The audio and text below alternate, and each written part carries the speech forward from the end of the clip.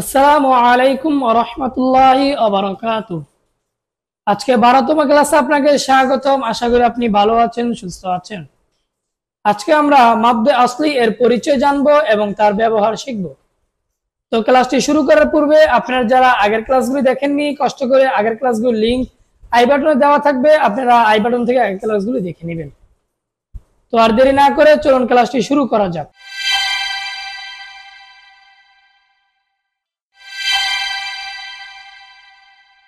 মাদ্দে আসলি বা একালিফ মাদ। মাদ্দের হরফ কয়টি? তিনটি, যথা আলিফ ওয়াও ইয়া। মাদ্দের হরফ তিনটি, আলিফ ওয়াও ইয়া। এদের সাহায্য করে আবার তিনটি, খাড়া জবর, খাড়া জের আর উল্টা পেশ। প্রশ্ন হচ্ছে জবর কখন টানতে হয়? উত্তর, জবরের পরে খালি আলিফ নইলে জবর খাড়া হয়। এই দুই ধরনের জবর থাকলে এক আলিফ টানতে হয়। যেমন বা জবর বা, বা জবর বা, এক আলিফ টান দিতে হবে। কেন টান দিতে হবে? কারণ বায়ের উপরে জবর আছে, তারপরে খালি আলিফ আছে। আমরা কি পড়েছি যে জবর পরে খালি আলিফ থাকলে এক আলিফ টান দিতে হবে। তারপরে আসি, প্রশ্ন হচ্ছে জের কখন টানতে হয়? উত্তর, জেরের পরে ইয়া সাকিন নইলে জেরটা খাড়া হয়। এই দুই ধরনের জের থাকলে এক আলিফ টানতে হয়। তার মানে কোনো হরফের নিচে যদি জের হয়, তারপরে ইয়ার উপরে যদি সাকিন হয়, তাহলে আমরা কয় আলিফ টান দিব? এক আলিফ। এখানে কি আছে? বাজের বি, ইয়ার উপরে সাকিন আছে, তাহলে কি হবে? বাইয়াজে বি, বাইয়াজে বি, এক আলিফ টান দিব। প্রশ্ন হচ্ছে পেশ কখন টানতে হয়? উত্তর হবে, পেশের পরে ওয়াও সাকিন নইলে পেশটা উল্টা হয়। এই দুই ধরনের পেশ থাকলে এক আলিফ টানতে হয়। যেমন বা ওয়াও পেশ বু, বা উল্টা পেশ বু। এখানে আছে বাইয়াজের বি, আবার বা খারাজের বি। আবার এখানে পড়বো আমরা বা আলিফ জবর বা, বা খারাজ জবর বা। এভাবে যদি থাকে তাহলে আমরা এক আলিফ টান দিব। আর এক আলিফ পড়াটাকে মাদ্দে আসলি বলে বা এক আলিফ মাদ বলে। এখন আমরা উদাহরণে চলে যাই, আমার সাথে সাথে আপনারা বলবেন এবং প্র্যাকটিস করবেন, তাহলে ইনশাআল্লাহ আপনারা মাদ্দে আসলি এর পরিচয় জানতে পারবেন এবং ব্যবহার শিখতে পারবেন। আমার সাথে সাথে আপনারা বলুন বা জবর বা, বা আলিফ জবর বা। এখানে কেন টান দিচ্ছি? কারণ বায়ের পরে, বায়ের উপরে জবর আছে, তারপরে খালি আলিফ আছে। বা আলিফ জবর বা, তাজের তি, তাইয়াজের তি, টান দিতে হবে। সাপে সু, সাওয়া পেশ সু, মাদ্দে আসলি। জিম জবর যা, জিম আলিফ জবর যা। হাজের হি, হায়াজের হি। খ পেশ খু, খ ওয়াও পেশ খু। তারপরে আসি আমরা, আমার সাথে সাথে আপনারা বলুন এবং প্র্যাকটিস করুন, তাহলে ইনশাআল্লাহ আপনারাও পড়তে পারবেন। দাল জবর দা, দাল আলিফ জবর দা। রি, রালিয়া যে রি। র পেশ রু, র ওয়াও পেশ রু। তারপর আমার সাথে বলুন জা জবর জা, জা আলিফ জবর জা। সিন যে সি, সিন ইয়া যে সি। শিন পেশ শু, শিন ওয়াও পেশ শু। এক আলিফ টান দিয়ে বলুন শু। তারপর আমার সাথে বলুন সদ জবর স, সত আলিফ জবর স। দজের দুই, দতিয়া জের দুই। ত পেশ তু, ত ওয়াও পেশ তু। তারপরে আসি জ জবর জ, জ আলিফ জবর জ। আমার সাথে আবার বলুন জ জবর জ, জ আলিফ জবর জ। জ জিব্বার আগে তাতে রাখা। আইন জের আই, আইনিয়া জের আই।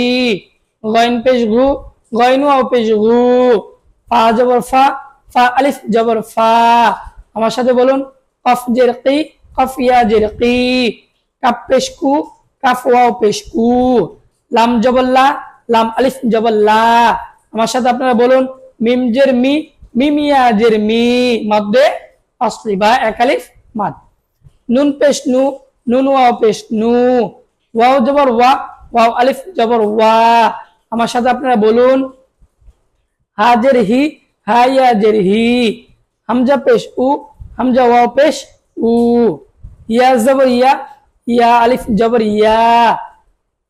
হামজা জের ই, হামজা ইয়া জের ই। জিম পেশ জু, জিম ওয়াও পেশ জু। এখন আমরা খারাজের খারাজ জবর আর উল্টা পেশ দিয়ে করব। আমার সাথে সাথে আপনারা বলুন, তা আলিফ জবর তা, সা আলিফ জবর সা, জিম আলিফ জবর যা, জিমটা শক্ত করে বলতে হবে, জিম আলিফ জবর যা, দাল আলিফ জবর দা, রাল আলিফ জবর রা, জা আলিফ জবর জা, সিন আলিফ জবর সা, শিন আলিফ জবর শা, সৎ আলিফ জবর স, দত আলিফ জবর দ, ত আলিফ জবর ত, র আলিফ জবর র। আমার সাথে আপনারা বলুন, ফা আলিফ জবর ফা, কফ আলিফ জবর ক, কাফ আলিফ জবর কা, হামজা আলিফ জবর আ। আমরা এখানে অনেকে আলিফ আলিফ জবর বলি, আলিফ আলিফ জবর হবে না। কেন হবে না? কারণ আমরা আগের ক্লাসগুলোতে পড়েছি আলিফের উপরে যদি কখনো হরকত তানবিন সুকুন হয়, আলিফ অক্ষর সেই সময় হামজা হয়ে যায়। এই জন্য এখানে আমরা কি বলবো? আলিফ না বলে হামজা বলবো। হামজা খারাপ জবর আ, লাম খারাপ জবর লা, হা খারাপ জবর হা, গলায় চাপ দিয়ে বলুন, হা খারাপ জবর হা। এখন আমরা জের দিয়ে বলবো, ইয়া খারাজের ই, র খারাজের রি, মিম খারাজের মি, লাম খারাজের লি, ওয়াও খারাজের উই, নুন খারাজের নি। এখন আমরা উল্টা পেশ দিয়ে পড়বো। হামজা উল্টা পেশ উ, এক আলিফ করে টান দিতে হবে। হা উল্টা পেশ হু, হা উল্টা পেশ হু, খা উল্টা পেশ খু, আইন উল্টা পেশ উ, গয়ন উল্টা পেশ গু। প্রথমে তো আমরা বানান করে পড়েছি, এখন আমরা রিডিং করব। আপনারা আমার সাথে সাথে রিডিং পড়ুন, তাহলে আপনারাও রিডিং করতে পারবেন। বা জবর বা পড়েছি, এখন আমরা রিডিং করব। বা বা, তি তি, সু সু, যা যা। আমার সাথে প্র্যাকটিস করুন, আমার সাথে বলুন, হি হি, খু খু। আমার সাথে বলুন, দা দা, রি রি, জিহ্বা রাখা তাতে রাখা, রি রি, রু রু, জা জা। আমার সাথে বলুন, সি সি, শু শু, স স, দি দি, তু তু। তারপরে আসি জ জ, জিহ্বা রাখা তাতে রাখা, আই আই, গু গু। আমার সাথে বলুন, ফা ফা, কি কি, কু কু, লা লা, মি মি, নু নু, ওয়া ওয়া, হি হি, উ উ। আমার সাথে বলুন, ইয়া ইয়া, ই ই, জু জু। তারপরে খারা জবর খারাজের দিয়ে পড়ি আমরা, তা তা, যা। আমার সাথে বলুন, দা রা, যা।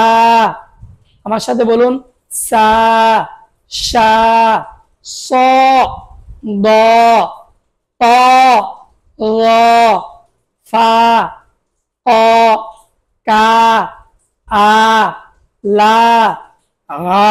বলা চাপ দিয়ে বলুন, আ, ই রি, মি লি, উই নি, উ হু, হু খু উ গু। তো এভাবে আপনারা যদি বাসায় বসে নিজেরা প্র্যাকটিস করেন এবং চর্চা করেন, তাহলে ইনশাআল্লাহ আপনারা মাধ্যমে আসলে এর পরিচয় জানতে পারবেন এবং ব্যবহার শিখতে পারবেন। তো আজকের ক্লাসটি যদি আপনার কাছে ভালো লেগে থাকে এবং যদি মনে করেন আজকের ক্লাসের মাধ্যমে আপনি অনেক কিছু শিখতে পেরেছেন, তাহলে চ্যানেলটিকে সাবস্ক্রাইব করে পাশে থাকবেন। আর যারা ফেসবুক পেজ থেকে দেখছেন, তারা ফেসবুক পেজ থেকে ফলো করে রাখবেন পরবর্তীতে এমন ক্লাস পাওয়ার জন্য। আর কোনো সওয়াল বা প্রশ্ন থাকলে কমেন্ট বক্সে জানাতে পারেন, এবং যদি মনে করেন আপনার মাধ্যমে অন্যরা শিখতে পারবে, তাহলে ওনাদের কাছে শেয়ার করতে পারেন। তো দেখা হচ্ছে পরবর্তী ক্লাসে ইনশাআল্লাহ। সবাই ভালো থাকবেন, সুস্থ থাকবেন। আল্লাহ হাফেজ। আসসালামু আলাইকুম ওয়া রাহমাতুল্লাহি ওয়া বারাকাতুহু।